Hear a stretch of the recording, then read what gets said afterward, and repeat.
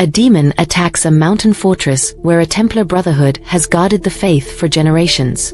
I follow a 30-year-old Templar warrior as alarms ring, walls tremble, and fear tries to spread faster than fire. With the fortress under siege, he must rely on everything he has earned through exhausting years of training: strength, discipline, strategy, and prayer. Alongside a healer, a hardened commander, and a steady priest, he prepares for a confrontation that will test his courage and his trust in the Lord Almighty. Chapter 1. The night the fortress breathed fear.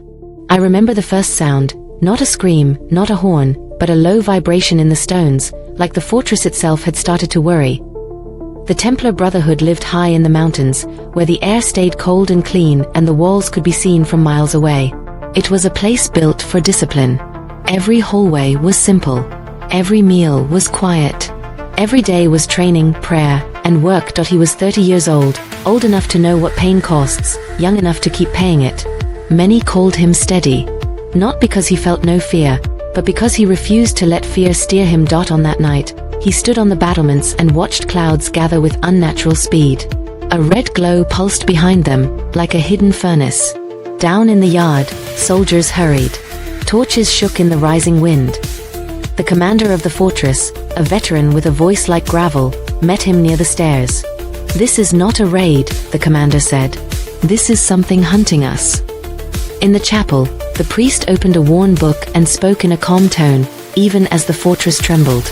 "You trained your body for years," he told the warrior. "Tonight you must train your heart to stay clean. You cannot fight darkness if you carry it inside." The warrior nodded once. He did not ask for an easier enemy. He asked for the strength to do what was right. Chapter 2. The weight of training. When people speak of courage, they often imagine a single bold moment. But I learned watching him that courage is built in private. Long before that night, his mornings began while the fortress still slept. He ran stairs until his legs shook. He carried heavy loads until his shoulders burned. In the yard, he struck wooden posts until his hands blistered. He studied footwork until it became instinct. He learned to fight with a sword, but also with a shield, and also with his mind. He learned patience, because anger makes you careless.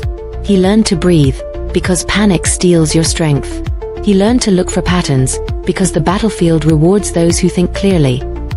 There was a healer in the fortress, a woman who saw the cost of this discipline up close.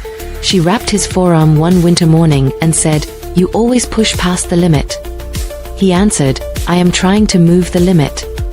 That simple line stayed with me, because it was not pride. It was purpose. The priest taught him another kind of training: prayer when it felt dry, gratitude when it felt undeserved, and humility when praise tried to make him soft. "A strong arm is a gift," the priest said, "but a steady soul is a choice." When the alarm bell finally rang that night, none of his training was wasted. Every step, every bruise, every quiet prayer had been saving him for this hour.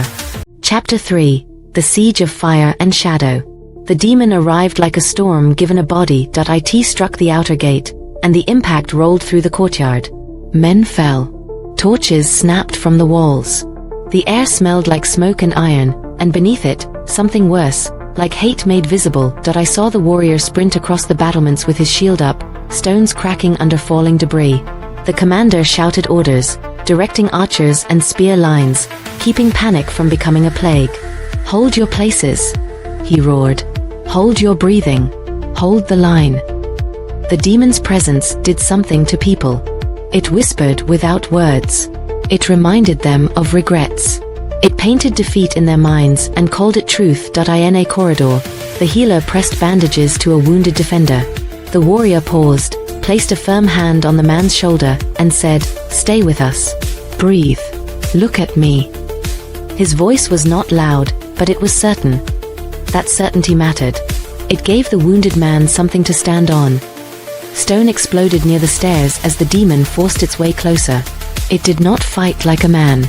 It fought like a disaster. But even disasters have limits. The warrior retreated with purpose, guiding defenders to choke points, using the fortress like a weapon. He did not chase glory. He chased the best position to protect others. At the chapel doorway, the priest lifted a cross and called out a blessing. The warrior bowed his head for a single heartbeat, then turned back into the smoke. He did not believe faith replaced effort. He believed faith fueled it. Chapter 4. The Bridge Inside the Walls. The fortress had an inner bridge, a narrow stone passage that connected two strong sections of the keep. If the demon crossed it, the heart of the Brotherhood would be exposed. The commander wanted to collapse the bridge. "We can seal it," he argued, jaw clenched. "We can trap it outside." But the warrior looked at the map, then at the faces around him. He knew what the commander meant: sacrifice the bridge, and with it the brothers still fighting beyond. "I will hold the bridge," the warrior said. The commander stared at him as if searching for a crack of doubt. "You may not return." "I know," he answered. When the demon emerged through smoke, the bridge felt suddenly smaller, like the world had narrowed to a single line of stone. The warrior raised his shield and planted his feet. He had practiced this stance 1,000 times, not for applause, but for stability. The demon struck. Sparks burst as claw met steel. The warrior slid back, boots scraping, legs burning, but he did not fall. He rotated his shield just enough to redirect the force, then countered with his sword, aiming not for rage, but for control. The demon hit again, and again. Each blow carried pressure, heat, and a sickening pull on the mind. It tried to make him remember every failure. He dropped to one knee, armor scratched, breath sharp. Behind a pillar, the healer prayed under her breath, hands clasped so tight her knuckles turned pale. The warrior tightened his grip and felt the rosary wrapped around his fist. He lifted his head and spoke, not to the demon, but to the Lord Almighty. "Keep me clean," he whispered. "Keep me brave." He stood back up, because courage is not always a roar. Sometimes it is simply refusing to stay down. Chapter 5. The Tower and the Storm. They drew the demon upward toward the highest tower, where the wind was violent and the space was open. The commander's plan was simple: give the warrior room to move, room to breathe, and room to end it. On the tower roof, rain lashed the stone. Lightning split the sky and showed the demon clearly for an instant, towering, horned, and burning with a hunger that did not belong in this world. The warrior lifted his sword. The priest stood on the stairs below, hands raised, praying in a steady voice that cut through the storm. The words were not fancy. They were strong. The demon lunged, claws blazing. The warrior stepped aside with perfect footwork, shield angled, blade ready. Training took over where fear tried to interfere. He struck with precision.